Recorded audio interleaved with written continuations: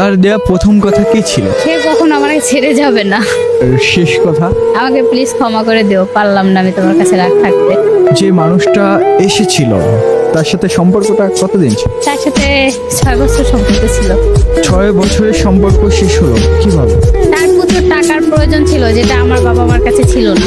আসলে ভালোবাসা কি টাকার কাছেও হার মানে? হয়তো বা তার কাছে মানছে, এই জন্য টাকার জন্য ছেড়ে গেছে। তার দেয়া প্রথম কথা কি ছিল? সে কখনো আমাকে ছেড়ে যাবে না। শেষ কথা? আমাকে প্লিজ ক্ষমা করে দিও, পারলাম না আমি তোমার কাছে রাগ থাকতে। তাকে মিস করা হয়? অবশ্যই মিস করা হয়, তবে আমি এটুকুই বলি যেখানে থাকুক ভালো থাকুক, এটুকুই তার জন্য দোয়া রইল, আর কিছু বলার নেই তাকে নিয়ে। যে মানুষটাকে 6 বছর ভালোবাসলেন, ছোট ছোট করে স্বপ্ন সাজালেন, সে মানুষটা আজকে পাশে নেই, কেমন লাগছে?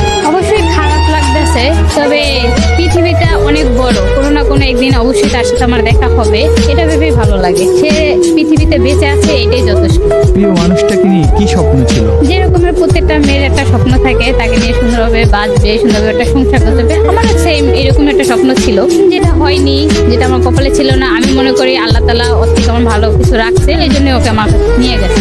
ভালোবাসা সুন্দর যদি মানুষটা সঠিক হয়, যদি সঠিক মানুষ না আসে তাহলে আমি মনে করি খুবই খারাপ একটা সিচুয়েশন, যেটা আর কি বলে বোঝানো সম্ভব না।